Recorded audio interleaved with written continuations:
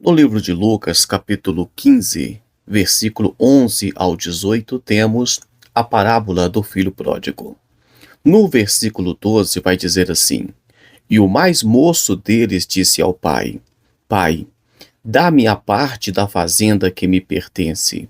E ele repartiu por eles a fazenda. É impressionante que sempre vemos o filho pródigo como o filho pródigo. Mas não paramos para pensar que antes de ser filho pródigo, ele era filho. Não paramos para pensar que talvez nem sempre ele teve no seu coração um desejo de repartir a fazenda do seu pai. É um perigo quando nós pensamos nas coisas espirituais apenas pelas materiais, quando pensamos apenas em receber bênção.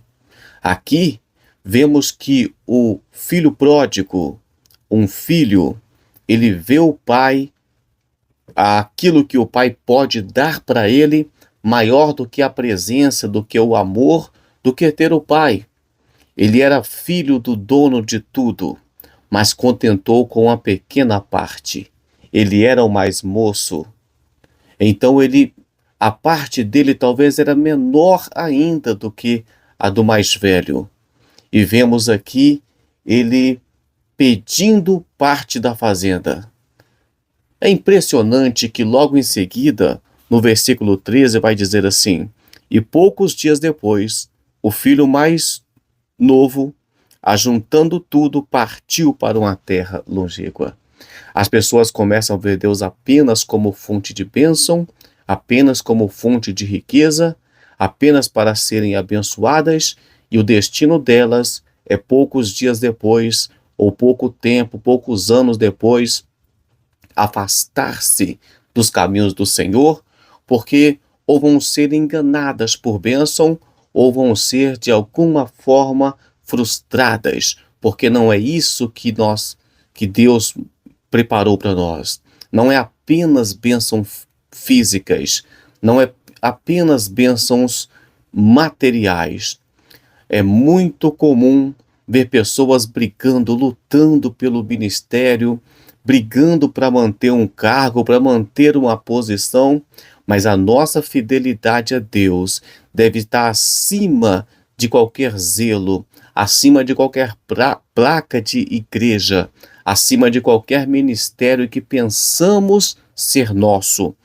Quando nós colocamos as bênçãos espiritual acima das bênçãos, as bênçãos materiais acima de bênçãos espirituais, quando nós colocamos o anseio pelaquilo que podemos receber, além daquilo que Deus é para nós, quando nós colocamos as nossas bases em coisas físicas, mesmo que seja a igreja, mesmo que seja o ministério, nós estamos prestes a nos tornar como o filho pródigo. E o filho pródigo, depois o destino dele é sair de casa. Que Deus possa nos dar força e segurar em nossas mãos, e que nós não venhamos tomar o destino desse filho pródigo, que quer parte daquilo que pensa ter. Ele pensava ter, porque na verdade o pai não havia morrido ainda. Então ele não tinha direito. O testamento só passa a ter valor a partir da morte do testador. É por isso que Jesus morreu, para que ele pudesse abrir o livro, para que ele pudesse nos dar o direito de tudo que estava escrito lá no livro do Apocalipse, o livro selado com 7 selos. Aqui, enquanto o pai estava vivo, o filho não tinha direito de pedir herança, mas ele pediu. Tome cuidado com aquilo que você quer, com aquilo que você vê em Deus, com aquilo que você, com o tipo de evangelho que você está buscando. Vamos orar, Senhor Jesus.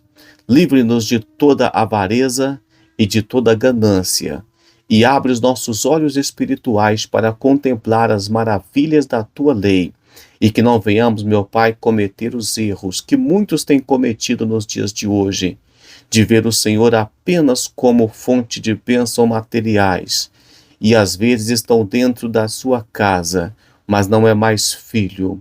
Às vezes é só um pródigo, às vezes é alguém que está dividindo o ministério. Pai, segure nossas mãos e nos abençoe em nome de Jesus Cristo.